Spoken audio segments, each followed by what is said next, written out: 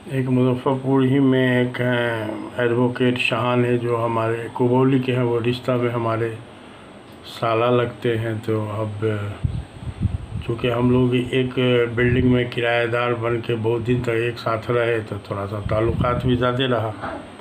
तो एक बार उसी ज़माने में हम अपने एक फुफेरे साला के बारात में हमको मजबूरी में कुबौली उनके गांव जाना पड़ा।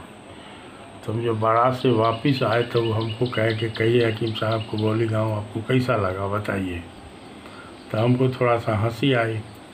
तो हमने कहा कि हो भाई, आप उस आदमी से पूछ रहे हैं जिस आदमी के गांव में उसके पैदाइश के पहले से बिजली है और करीब 40 साल से ढलैया रोड है गांव में, टेलीफोन एक्सचेंज और ख़ुद हमारे घर में 71 से टेलीफोन लैंडलाइन।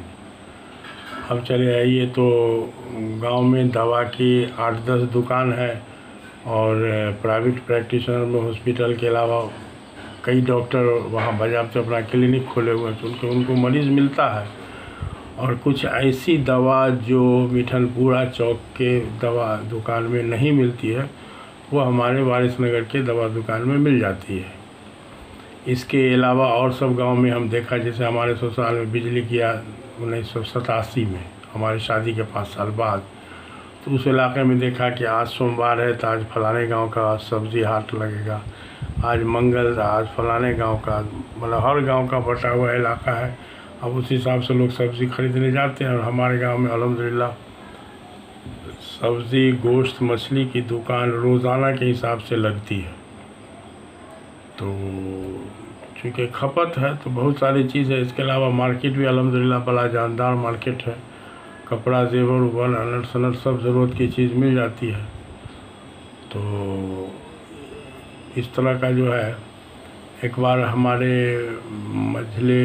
जो चचेरे भाई थे जो बेचारे इंतकाल कर गए मुखिया होने के बाद, उनके यहाँ हमारे एक मुज़फ़्फ़रपुर वाले दामाद ईद के मौका पर हम लोग गए गांव में। तो जब ईद के मौका पर गए तो वहाँ लड़का लोग भी था, तो वो बोले कि जाएंगे, चचा से मिलेंगे, तो भेज दिया उनके पास। अब जो वहाँ गए तो उनके पास जो देखा कि फ्रीज में जो ठंडा का बोतल सबका स्टॉक, तो हमारे दामाद आज तक उसको याद करते हैं कि भाई ऐसा भी आदमी हो सकता है जो अपने घर में इतना स्टॉक रखे।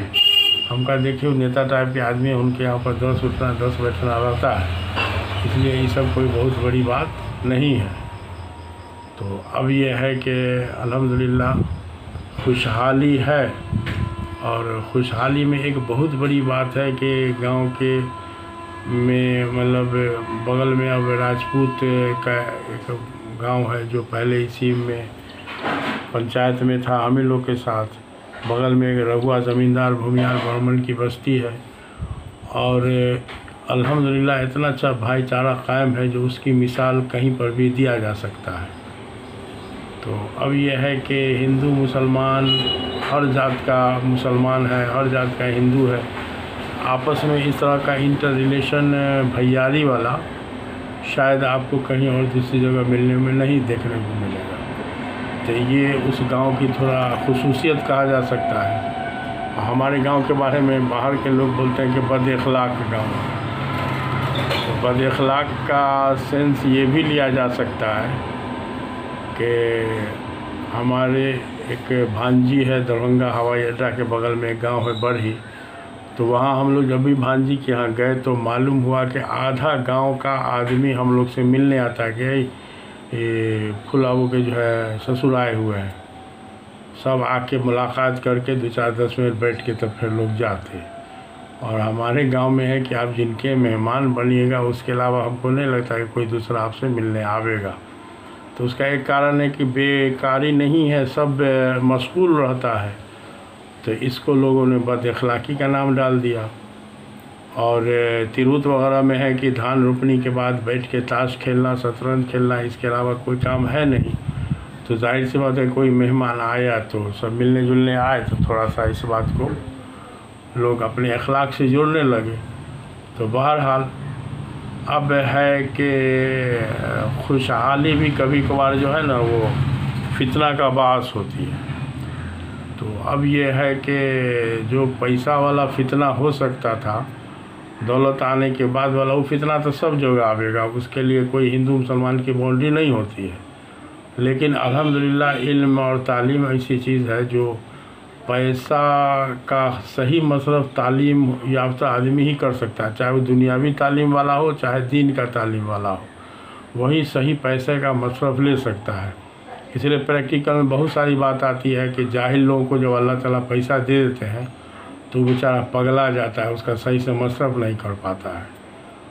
तो इसीलिए इल्म जो है बहुत ज़रूरी चीज़ है। अल्हम्दुलिल्लाह हम लोग के गांव वालों ने शुरू से इल्म पर ध्यान दिया, तो अल्लाह का शुक्र है कि एक माहौल है। और अल्हम्दुलिल्लाह IIT और मेडिकल वाला लड़का सब भी हर साल कुछ न कुछ होता ही निकलता ही रहता है।